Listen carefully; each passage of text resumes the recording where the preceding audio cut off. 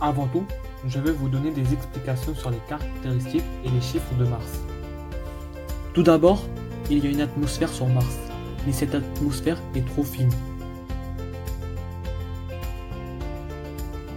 Elle ne protège pas la planète des rayons UV et la pression martienne est aussi très faible. Elle est de 6 hectopascales. Le dioxyde de carbone est le gaz majoritaire dans l'atmosphère martienne. Il est d'environ 95%. La pesanteur à la surface de Mars est aussi très faible. Elle est d'environ 40% de la pesanteur de la Terre. Elle est très faible car la masse de Mars représente 11% de la masse terrestre. Maintenant, nous allons passer aux explications du champ magnétique. Tout d'abord, le champ magnétique permet de protéger la planète du vent solaire et des rayons cosmiques.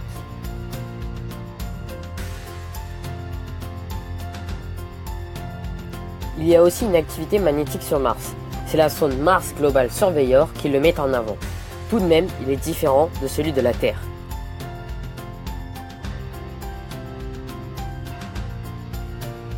La Terre possède un champ magnétique global, généré grâce à la rotation d'un noyau du métal liquide, effet dynamo. Alors que sur Mars, ce sont juste des champs magnétiques rémanents. Ces champs seront localisés à des endroits bien précis de la croûte martienne. De ce fait, l'activité magnétique martienne est trop faible pour qu'elle protège la planète des rayons cosmiques et du vent solaire.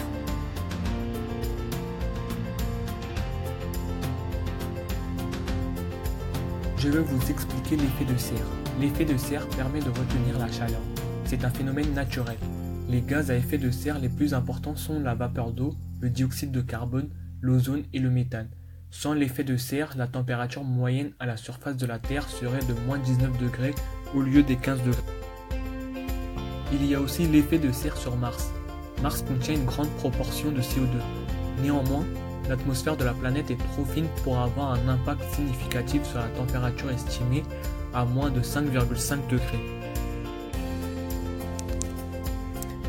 Je vais vous expliquer les caractéristiques générales de Mars.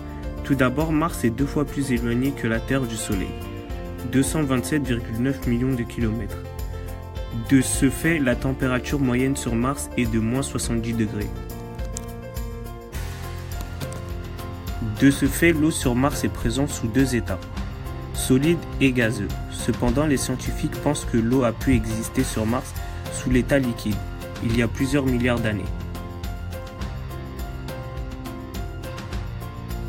Je vais vous expliquer la partie la plus importante pour la culture et pour notre projet, c'est-à-dire le sol martien.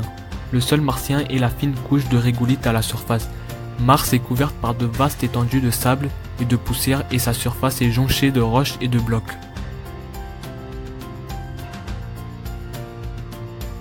Le rover Curiosity a permis de montrer que le sol martien ressemble au sable volcanique d'Hawaï. Et le sable volcanique d'Hawaï ressemble à de la pouzzolane. Les radis et les carottes sont des plantes qui peuvent pousser dans des sols très secs, ce qui leur permet d'être les plus adaptés pour la culture dans de la pouzzolane.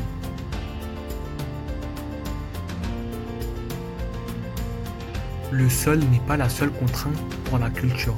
Nous savons tous que pour la culture des plantes, il faut de la lumière, de l'eau à l'état liquide, une température positive, comme je l'ai dit, un sol fertile. Pour finir, si nous installons une serre sur Mars, elle nous permettrait d'obtenir de l'eau à l'état liquide et de cultiver les plantes car nous pourrons la réchauffer.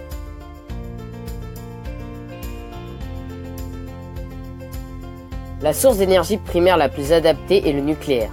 La source d'énergie secondaire la plus adaptée est la pile à hydrogène. Sur Mars, il n'y a pas d'hydrocarbures. Les énergies fossiles nous auraient permis de nous développer rapidement.